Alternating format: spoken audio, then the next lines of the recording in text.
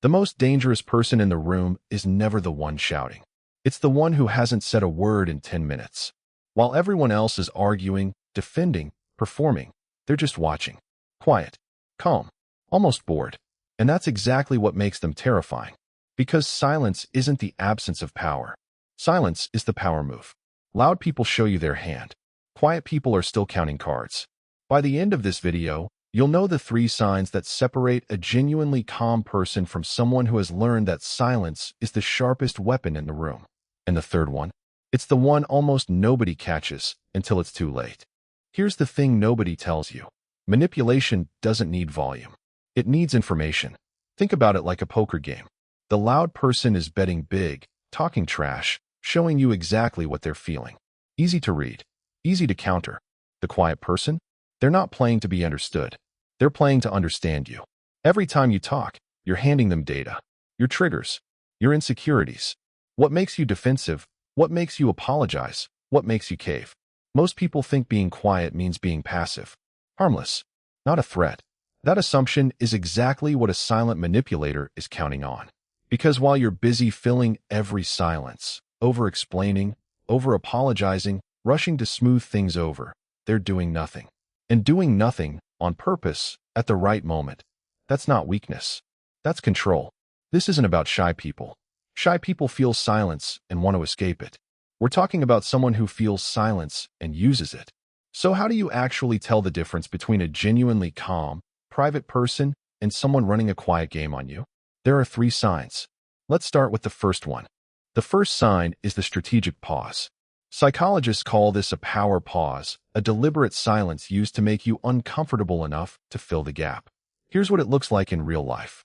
You ask them a direct question. Instead of answering, they just look at you. 2 seconds. 3. 5. It feels like forever. So you do what almost everyone does. You start talking again. You rephrase the question. You soften it. You basically answer it for them. Picture this. You ask a coworker if they finished the report. They stare at you, silent, just long enough that you start explaining why you're asking, like you did something wrong. Or think about this.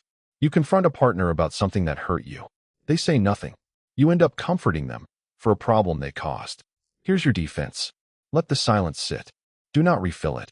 Ask your question once, then close your mouth. Whoever breaks the silence first usually gives up the most information. Let it be them.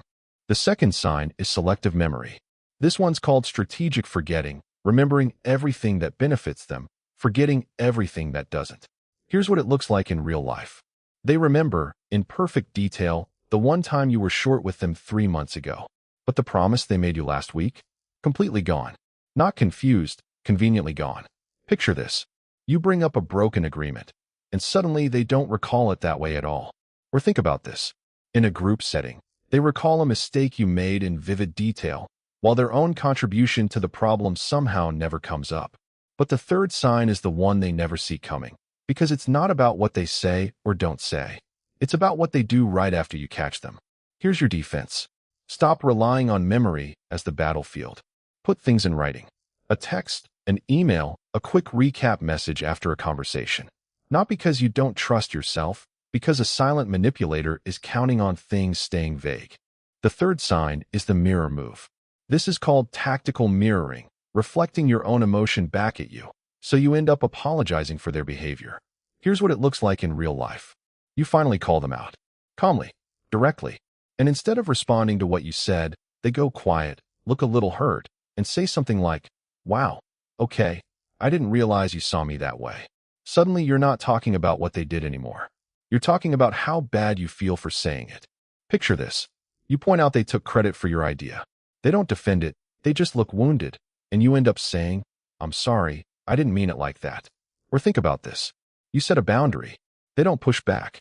They just go cold and distant, and within a day, you're the one reaching out to fix things. That's the trap. They never have to raise their voice, because you'll do the emotional work of backing down for them. Here's your defense. Separate the behavior from the reaction. Their hurt feelings do not erase the fact you were right. You can hold both. I see you're upset, and what you did was still not okay. Say the second half. Every time. Here's what to take with you. Quiet is not the same as safe. Calm is not the same as honest. The strategic pause makes you talk too much. The selective memory makes you doubt yourself. The mirror move makes you apologize for their behavior. Once you can see all three, they stop working on you. That's the whole trick with silent manipulation. It only functions in the dark. The moment you can name it, out loud, in your own head, you've already taken the power back. You don't need to get louder to win this. You just need to stop filling their silence for them. If you recognize someone in this video, don't say who. Just drop a flag in the comments so I know this one hit.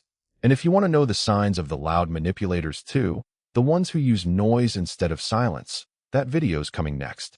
Subscribe so you don't miss it.